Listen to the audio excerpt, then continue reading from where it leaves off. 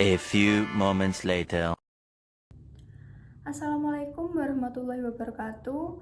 Perkenalkan, nama saya Nabila Elfarita Malvalena. Saya dari PKI 2C. Di sini saya akan menjelaskan tentang beberapa tema tentang ayat tematik.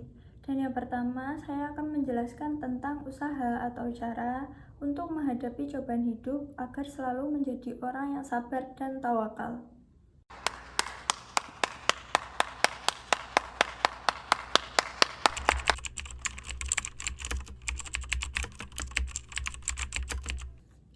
Baik, pertanyaan yang pertama adalah apa aja sih usaha atau cara menghadapi cobaan hidup?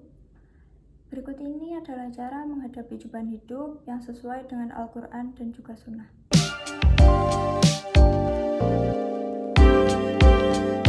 Pertama adalah ikhlas dengan ketentuan Allah.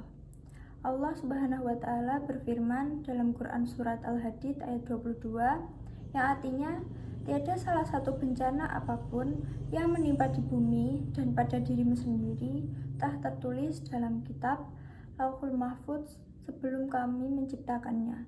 Sesungguhnya yang demikian itu adalah mudah bagi Allah. Maka, semakin berat cobaan dan semakin ikhlas kita menghadapinya, maka pahala yang diterima akan semakin besar.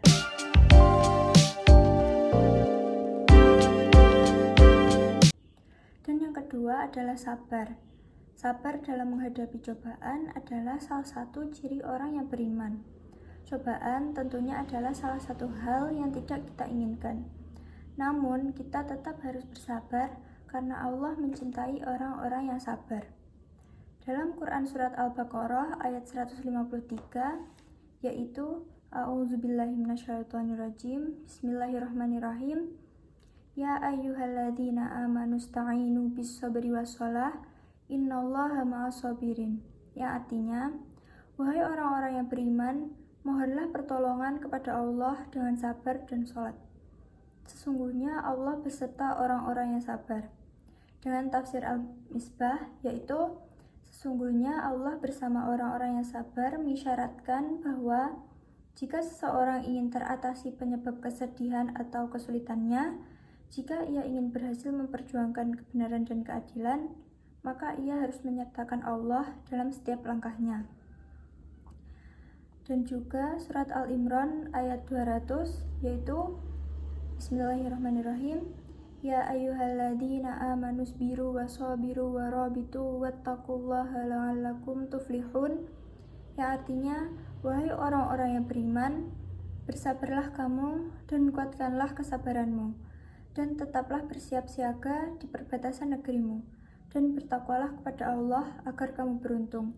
Dengan tafsir Al-Misbah, yaitu berisi perintah untuk bersabar dalam melaksanakan tugas-tugas, berjuang dan berperang di jalan Allah, serta memikul petaka kamu dan kuatkanlah kesabaranmu.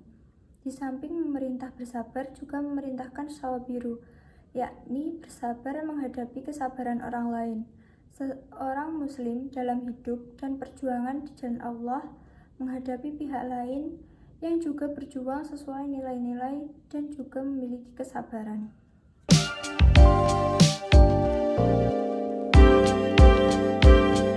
Dan yang ketiga adalah bersyukur.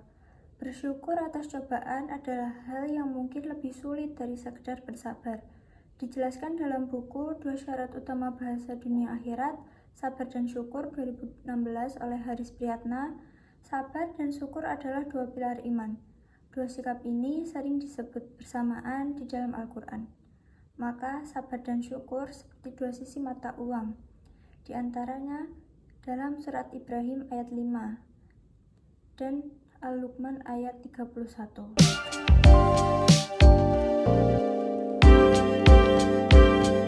Dan yang keempat adalah berbaik sangka kepada Allah. Cobaan yang berat jangan sampai membuat kita berburuk sangka kepada Allah Subhanahu wa Ta'ala. Justru kita harus berbaik sangka kepada Allah yang memiliki sifat Rahman dan Rahim. Allah pun memiliki cara tersendiri dalam menyayangi hambanya. Salah satunya dengan memberikan cobaan hidup. Jadi, kita harus yakin bahwa apa yang diberikan oleh Allah itu adalah yang terbaik untuk kita.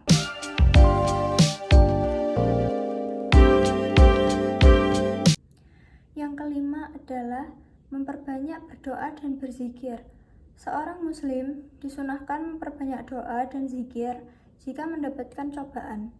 Zikir dapat menenteramkan hati seorang yang gelisah atau stres. Sesuai firman Allah, Quran Surat Ar-Ra'd ayat 28, ingatlah, hanya dengan mengingat Allah lah hati menjadi tentram. Adapun dalam hadis riwayat Muslim, doa yang diajarkan Rasulullah saat tertimpa musibah yaitu Bismillahirrahmanirrahim, Allahumma ajurni fi musibati wa aklif li khairan minha, yang artinya, ya Allah, berikanlah pahala dalam musibahku ini dan berilah ganti bagiku yang lebih baik daripadanya.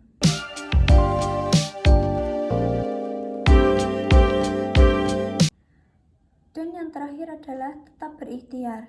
Allah Subhanahu wa Ta'ala berfirman dalam Quran Surat Ar-Ra'd ayat 11, yaitu sesungguhnya Allah tidak mengubah keadaan sesuai kaum sehingga mereka mengubah keadaan yang ada pada diri mereka sendiri.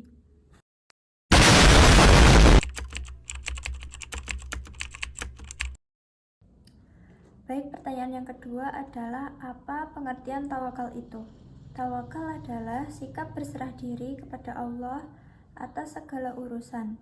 Setelah terlebih dahulu melakukan usaha dan ikhtiar dibarengi dengan keikhlasan menerima apapun hasil yang akan didapatkan. Adapun ayat tentang tawakal yaitu Quran Surat Al-Imran ayat 122 yang berbunyi Bismillahirrahmanirrahim, idhammat ta'ifatani minkum antafsala wallah waliyuhamma wa'alallahi falyatawakkalil mu'minun, yang artinya, ingatlah ketika dua golongan dari pihak kamu ingin mundur karena takut, padahal Allah adalah penolong mereka. Oleh karena itu, hendaklah kepada Allah saja orang-orang mukmin bertawakal.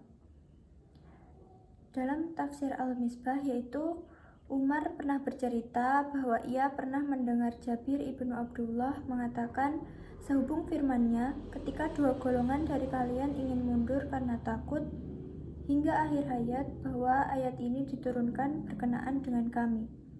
Jabir ibnu Abdullah mengatakan, kamilah yang dimaksud dengan dua golongan tersebut, yaitu Bani Harisah dan Bani Salamah. Kami sama sekali tidak senang bila Sufyan mengatakan demikian, dan kami sama sekali tidak gembira bila ayat ini tidak diturunkan karena pada firman selanjutnya disebutkan padahal Allah adalah penolong bagi kedua golongan itu. Adapun ayat tentang perintah tawakal ada surat Al-Imran ayat 160 yaitu Bismillahirrahmanirrahim, inna yunsurkumullahu fala ghalibalakum wa iyahdulakum faman dzalladzi yanzurkum min ba'dihi wa 'alallah falyatawakkalil mu'minun, yang artinya, jika Allah menolongmu, tidak ada yang dapat mengalahkanmu, dan jika Dia membiarkanmu, tidak memberikan pertolongan, siapa yang dapat menolongmu setelah itu? Oleh karena itu, hendaklah kepada Allah saja orang-orang mukmin bertawakal. Adapun tafsir Al-Misbah yaitu berisi perintah menyerahkan diri pada Allah Subhanahu wa Ta'ala, yakni penyerahan diri yang sebelumnya telah didahului oleh aneka upaya manusia, kebulatan tekad yang mendahului perintah bertawakal, menuntut upaya maksimal manusia, menuntut penggunaan segala sebab atau sarana pencapaian tujuan. Dengan demikian, ia adalah kekuatan, sedang tawakal adalah kesadaran akan kelemahan diri di hadapan Allah dan habisnya upaya, disertai kesadaran bahwa Allah adalah penyebab yang menentukan keberhasilan dan kegagalan manusia.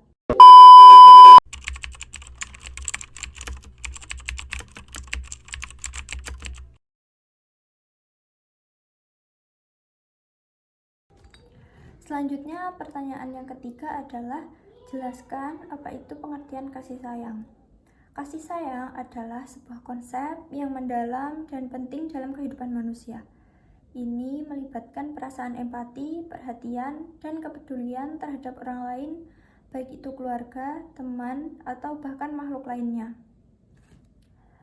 Adapun ayat tentang kasih sayang, yaitu Quran Surat Al-Balad ayat 17, yaitu Bismillahirrahmanirrahim. Tsumma kana minal ladina amanu wa tawasaw bis sabri wa tawasaw bil marhamah, yang artinya kemudian dia juga termasuk orang-orang yang beriman dan saling berpesan untuk bersabar serta saling berpesan untuk berkasih sayang. Dalam tafsir Tahlili, yaitu sabar adalah kemampuan menahan diri, tabah menghadapi kesulitan, dan usaha keras mengatasi kesulitan tersebut. Juga yang berat melaksanakannya adalah menyayangi orang lain seperti menyayangi diri sendiri atau keluarga sendiri.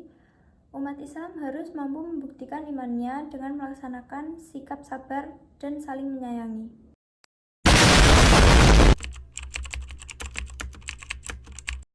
Baik, pertanyaan yang keempat adalah mengapa bimbingan sosial kemasyarakatan itu penting?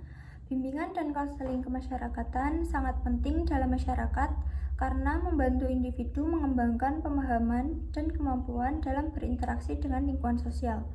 Bimbingan sosial membantu siswa memahami dan berhubungan dengan lingkungan sosial berdasarkan nilai-nilai moral, tanggung jawab sosial, dan kewarganegaraan. Dalam Quran Surat Al-Hujurat ayat 10, yaitu Bismillahirrahmanirrahim, Innamal mu'minuna ihwatan fa'ahlihu baina ahawaikum wattaqullaha la'allakum turhamun, yang artinya orang-orang beriman itu sesungguhnya bersaudara. Sebab itu damaikanlah, perbaikilah hubungan antara kedua saudaramu itu dan takutlah terhadap Allah supaya kamu mendapatkan rahmat. Ayat ini menjelaskan tentang sebuah anjuran untuk selalu berdamai sesama kaum dan pentingnya persaudaraan, larangan mengolok-olok sesama kaum, merendahkan orang lain, menggunjing, serta pentingnya bahwa yang membedakan umat yang lain antara umat Islam hanyalah dengan ketakwaan. Adapun tafsir Al-Misbah, yaitu menurut Profesor Quraisy Shihab menafsirkan ayat ini, sesungguhnya orang-orang yang beriman kepada Allah dan Rasul-Nya adalah bersaudara, sebab iman yang ada telah menyatukan hati mereka. Maka damaikanlah antara kedua saudara kalian demi menjaga hubungan persaudaraan seiman. Jagalah diri kalian dari azab Allah dengan menjalankan perintahnya dan menjauhi larangannya, dengan harapan Dia akan memberi kalian rahmat berkat atas ketakwaan kalian. Baik, itu dia materi yang bisa saya sampaikan. Kurang lebihnya mohon maaf. Wassalamualaikum warahmatullahi wabarakatuh.